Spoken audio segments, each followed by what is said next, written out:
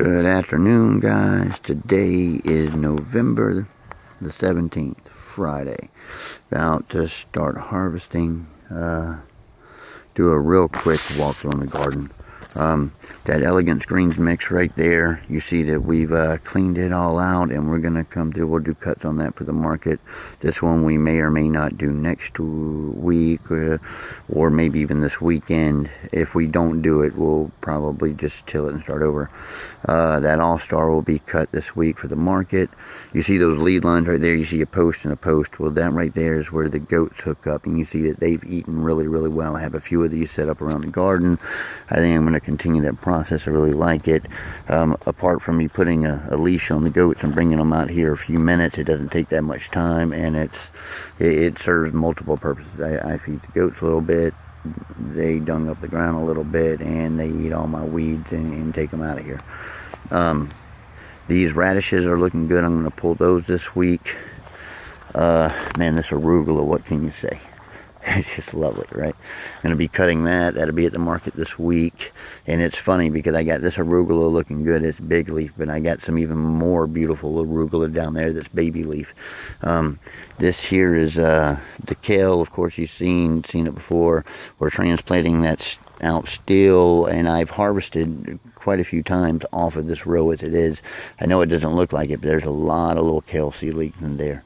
And doing this, what it really helps out, and I'm going to run through it real quick, is by overseeding, transplanting the kale over. What I do is I put them in here. They do compete. Some plants do survive, some weeds overtake them. It's just one of the things, but I can dig them out of there weed free, transplant them as a seedling into another place that's already weed free, put them in there. They get a head start, and I can come back and stir up around them, and it works out really well. This is the collards here, and we did the same transplant that I'm talking about there. This is a mustard transplant row, and you see how it is, and we're cleaning it out. We just made this row here. And that row, of course, you already know. And that row will look like this row very shortly. And we'll pull a couple of more out of that. I want you to look at it from this direction because it kind of looks cool that way. All right. This is the first kale transplant row, and we harvested off of it last week. We'll harvest some more off of it this week. This beets row right here, the beets are up about 2.5 inches. I'm going to come through and stir-po that, and I'm going to transplant kale right on top of it. Wherever there's a spot where the beets didn't come in, I'm going to put kale over here. I'll have a solid row of kale going there, 2 solid rows, or maybe a zigzag, it doesn't really matter. I'll use the real estate, and then the beets I'll harvest when they're ready. And you see right here, I got 2 more lead lines. Everywhere that you see those T-posts set up, those are lead lines for the goats, and they're doing a good job of what they're doing. You notice there's certain things they won't mess with. They're not going to eat that. I'm going to have to pull it up. It's already at bloom. I hate that, man. I've almost eradicated it. But dog fennel, and a few other plants like that I really need to get rid of. The corn, they've eaten into it some. They'll make most of that go away in a short period of time. That's going to be all clear. These carrots are coming in good. They look good.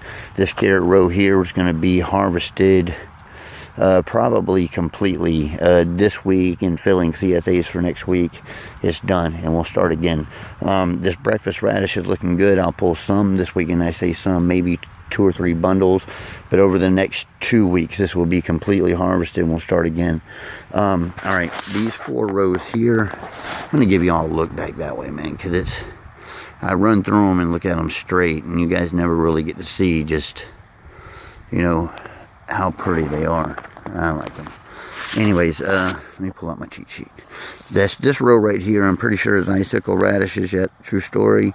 Royal Châtenay carrots. We got these are going to be the baby bell radishes, and then I put in another set of those French breakfast radishes. So those will be completely harvested in the next 2 weeks, like I say. Well, in 3 to 4 weeks, I'm going to be pulling all these out. So it's just a replenishing thing. All right, I'll plant this row soon. I'll plant this row soon. This one I already have irrigation on. I want to straighten this one up down there at the bottom. I don't know what happened down there. I think we might have been playing around. When I say we, mostly Christian there, or maybe there was a plant there and we were trying to keep it alive. Sometimes we do that. If there's like a gourd, you see the gourd there in the middle, right when that term was taken. That's probably what it was. We was like, okay, save the gourd, and then we came in from the other side, and it just wasn't a straight line. This arugula, you see there, I took some cuts right there in the front.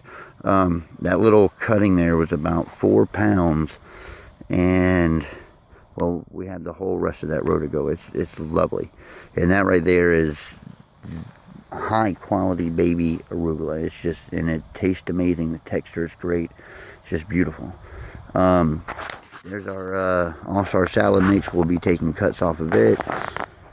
Purple top turnips, the 7 tops, we may or may not cut greens off of it. And all those white globes there, we're going to pull those as baby roots. We're going to do them pretty soon because the greens are really pretty, and then the roots are about $1/4 to $1/2 size right now. Makes for a really great salad turnip. Okay. And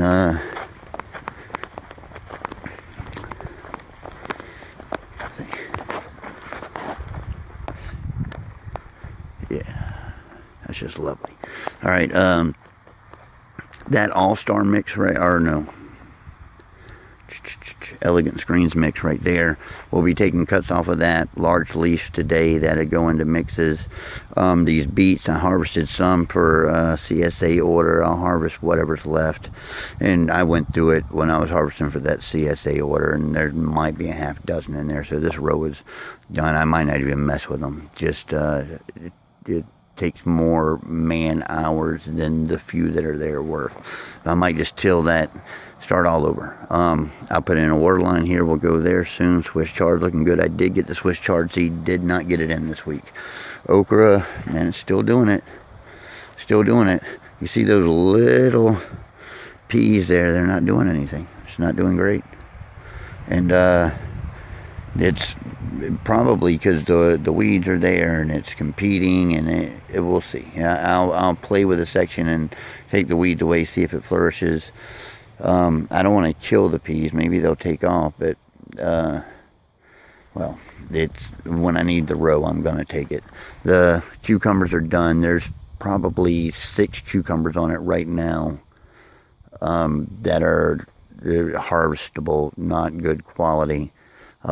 Most all the leaves are gone. This will be taken back and planted soon.